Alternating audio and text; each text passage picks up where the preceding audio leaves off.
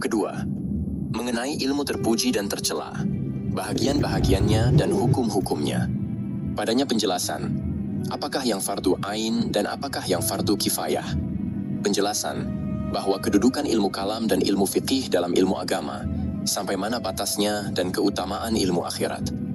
Penjelasan ilmu yang menjadi fardu ain. Bersabda Nabi, menuntut ilmu wajib atas tiap-tiap muslim. Dan bersabda pula Nabi SAW, tuntutlah ilmu walau ke negeri Cina sekalipun. Berbeda pendapat manusia mengenai ilmu yang menjadi fardu ain atas tiap-tiap muslim, sampai berpecah belah lebih dari 20 golongan.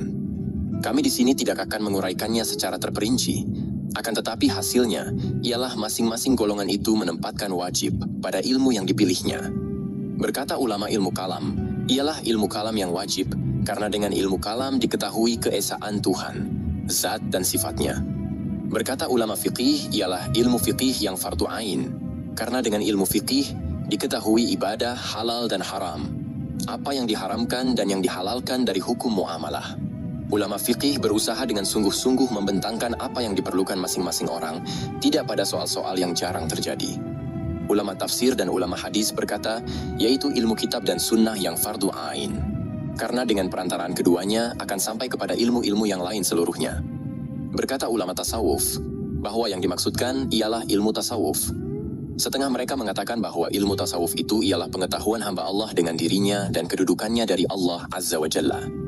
Sebahagian mereka mengatakan bahwa ilmu tasawuf itu ialah ilmu tentang keikhlasan dan penyakit-penyakit yang membahayakan bagi diri dan untuk membedakan antara langkah malaikat dari langkah setan. Di antara mereka mengatakan bahwa ilmu tasawuf itu ilmu batin. Dari itu diwajibkan mempelajarinya bagi golongan tertentu, di mana mereka ahli untuk itu, dan dapat memalingkan kata-kata dari umumnya. Berkata Abu Thalib Al-Maki bahwa ilmu yang diwajibkan ialah pengetahuan yang terkandung dalam hadis yang menerangkan sendi-sendi Islam, yaitu sabda Nabi SAW. Didirikan Islam atas 5 sendi, mengakui bahwasanya tiada Tuhan selain Allah sampai akhir hadis.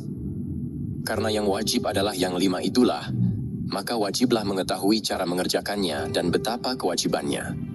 Dan yang seyogianya diyakini oleh yang memperolehnya dan tidak diragukan lagi, ialah apa yang akan kami terangkan, yaitu bahwa ilmu seperti telah kami singgung pada kata pembukaan kitab ini terbagi kepada ilmu muamalah dan ilmu mukasyafah. Dan ilmu yang dimaksudkan di sini tidak lain dari ilmu muamalah.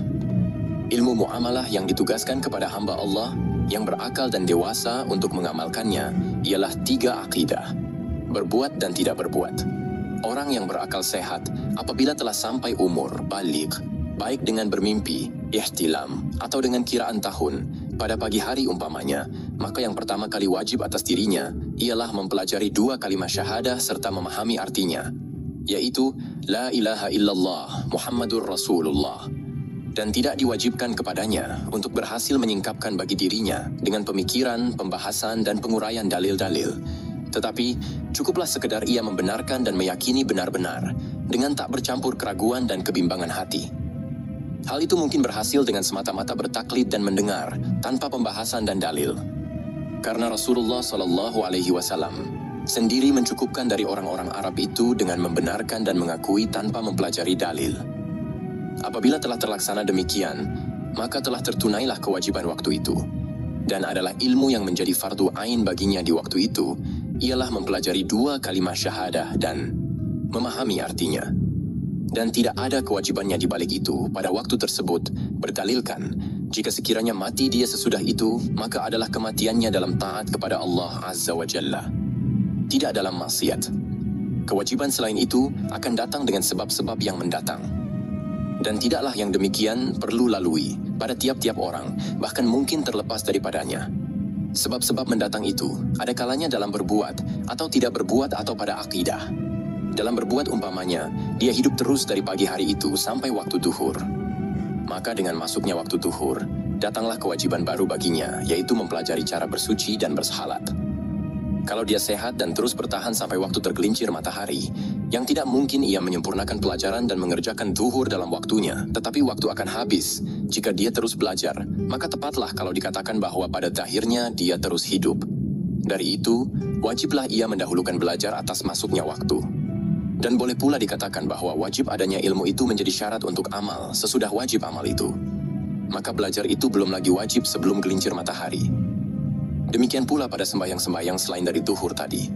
Bila dia terus hidup sampai bulan Ramadan, maka bertambah pula kewajibannya mempelajari puasa, yaitu mengetahui bahwa waktunya dari waktu subuh sampai terbenam matahari. Bahwa diwajibkan pada puasa ialah niat, menahan diri dari makan, minum, dan bersetubuh. Keadaan demikian berjalan terus sampai tampak bulan, oleh dia sendiri atau oleh dua orang saksi. Kalau hartanya bertambah atau memang dia orang berharta ketika dewasa, maka wajib pula mempelajari kewajiban zakat. Tetapi tidaklah diwajibkan itu ketika itu juga. Hanya baru wajib waktu telah sampai setahun, haul, dari masa Islamnya.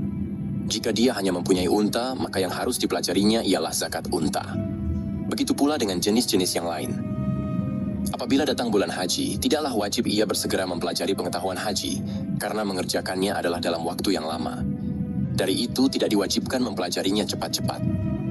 Tetapi segialah bagi ulama Islam memperingatkannya bahwa haji itu suatu kewajiban yang lama atas tiap-tiap orang yang mempunyai perbekalan dan kendaraan. Apabila ia memiliki barang-barang tersebut, maka mungkin timbul hasrat dalam hatinya hendak menyegerakan menunaikan ibadah haji itu.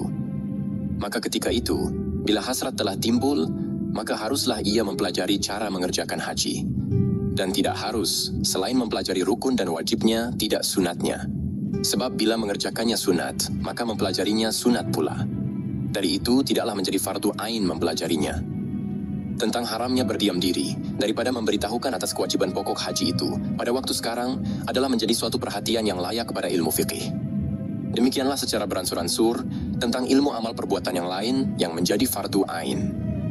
Adapun yang tidak berbuat, ditinggalkan mengerjakannya, maka wajiblah mempelajari ilmu itu menurut perkembangan keadaan. Dan yang demikian itu berbeda menurut keadaan orang. Karena tidaklah wajib atas orang bisu mempelajari kata-kata yang diharamkan. Tidaklah atas orang buta mempelajari apa-apa yang haram dari pemandangan. Dan tidaklah atas orang desa, badui mempelajari tempat-tempat duduk yang diharamkan. Maka yang demikian itu juga wajib menurut yang dikehendaki oleh keadaan. Apa yang diketahuinya bahwa dia terlepas daripadanya, maka tidaklah diwajibkan mempelajarinya. Dan apa yang tidak terlepas daripadanya, maka wajiblah diberitahukan kepadanya. Seumpama, ketika ia masuk Islam, adalah ia memakai kain sutera atau duduk pada perampokan, atau suka melihat yang bukan mahramnya, maka wajiblah diberitahukan kepadanya yang demikian itu. Dan apa yang tidak melekat padanya, tetapi akan dihadapi pada masa dekat seperti makan dan minum, maka wajiblah mengajarkannya. Sehingga apabila timbul dalam negeri minuman khamar dan makanan daging babi, maka wajiblah diajarkan yang demikian dan diberitahukan. Dan tiap-tiap wajib diajarkan, maka wajiblah dipelajari. Adapun mengenai akidah dan amal perbuatan hati, wajiblah mengetahuinya menurut bisikan hati. Kalau timbul keraguan mengenai pengertian yang terkandung dalam dua kalimat syahadah, maka wajiblah ia mempelajari apa yang menyampaikannya kepada hilangnya keraguan itu. Jikalau tiada tergaris yang demikian itu dan ia mati sebelum beriktikad bahwa kalam Allah itu qadim, ianya akan dilihat dan tiada padanya segala sifat makhluk serta lain-lain sebagainya yang tersebut dalam bagian keiktiqadan, maka sepakatlah ulama bahwa ia mati dalam Islam. Tetapi bisikan-bisikan hati ini yang menyangkut dengan kepercayaan, sebahagian timbul disebabkan kepribadian seseorang dan sebahagian lagi disebabkan pendengaran dari sesama penduduk.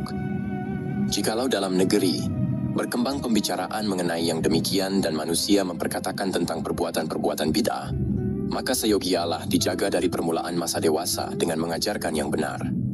Kalau ke dalam hatinya telah dimasukkan yang batil, niscaya wajiblah dihilangkan dari hatinya itu. Mungkin yang demikian itu sukar. Seumpama, jikalau muslim itu saudagar dan telah berkembang di tempatnya perbuatan riba, maka wajiblah dipelajarinya, cara menjaga diri dari riba itu. Demikianlah sebenarnya mengenai pengetahuan yang fardu ain. Artinya, ilmu tentang cara amal perbuatan yang wajib. Maka orang yang mengetahui ilmu yang wajib dan waktu wajibnya, berartilah dia sudah mengetahui ilmu yang fardu ain. Apa yang diterangkan kaum sufi tentang memahami bisikan-bisikan musuh dan langkah malaikat adalah benar juga, tetapi terhadap orang yang ada hubungannya dengan itu. Apabila menurut biasanya, bahwa manusia itu tidak terlepas dari panggilan kejahatan, ria dan dengki, maka haruslah ia mempelajari ilmu bagian sifat-sifat yang membinasakan diri, apa yang dipandangnya perlu untuk dirinya. Bagaimana tidak wajib? Rasulullah SAW. pernah bersabda, 3 perkara membinasakan manusia: kikir yang dipatuhi, hawa nafsu yang dituruti, dan ketakjuban manusia kepada dirinya. Tidak terlepaslah manusia dari sifat-sifat tersebut dan lain-lain sifat yang akan kami terangkan dari sifat-sifat hal ikhwal hati yang tercela, seperti takabur, ujub, dan sebagainya yang mengikuti 3 sifat yang membinasakan itu. Menghilangkan sifat-sifat tadi adalah fardu ain, dan tidak mungkin menghilangkannya kecuali dengan mengetahui batas-batasnya, sebab-sebabnya, tanda-tandanya, dan cara mengobatinya. Orang yang tidak mengetahui sesuatu kejahatan akan terperosok ke dalamnya. Obatnya ialah menghadapi sebab itu dengan lawannya. Maka bagaimana mungkin melawannya itu tanpa mengetahui sebab dan yang disebabkannya? Kebanyakan dari yang kami terangkan dalam bagian sifat-sifat yang membinasakan diri termasuk dalam fardu ain, dan sudah ditinggalkan manusia karena sibuk dengan yang tak perlu. Di antara yang seyogianya disegerakan mengajarkannya, apabila tidaklah orang itu telah berpindah dari satu agama ke agama yang lain, ialah keimanan dengan sorga, neraka, kebangkitan dari kubur, dan pengumpulan di padang mahsyar, sehingga dia beriman dan mempercayainya. Dan itu adalah sebagian dari kesempurnaan dan 2 kalimat syahadah. Karena setelah membenarkan dengan kerasulan Nabi SAW, itu seyogialah memahami akan risalah, kerasulan yang dibawanya, yaitu bahwa orang yang mentaati Allah dan Rasul-Nya maka baginya sorga, dan orang yang mendurhakai keduanya maka baginya neraka. Maka apabila Anda telah memperoleh perhatian akan pelajaran tersebut secara beransur-ansur, maka tahulah Anda bahwa inilah mazhab yang sebenarnya. Dan yakinlah Anda bahwa tiap-tiap hamba Allah dalam perkembangan hal ikhwalnya, siangnya dan malamnya, adalah tidak terlepas dari kejadian-kejadian yang mengenai ibadahnya dan muamalahnya secara terus-menerus akan akibat-akibatnya. Maka haruslah bertanya tentang kejadian-kejadian yang jarang terjadi dan haruslah bersegera mempelajari apa yang diharapkan biasanya terjadi dalam waktu dekat. Apabila telah jelas bahwa Nabi SAW bermaksud dengan perkataan al-ilmu pakai alif dan lam pada sabdanya, menuntut al-ilmu itu wajib atas tiap-tiap muslim, ialah ilmu yang disertai dengan amal perbuatan, yang terkenal wajibnya atas pundak kaum muslimin tidak lain. Maka jelaslah cara beransur-ansurnya dan waktu yang diwajibkan mempelajarinya. Wallahu a'lam.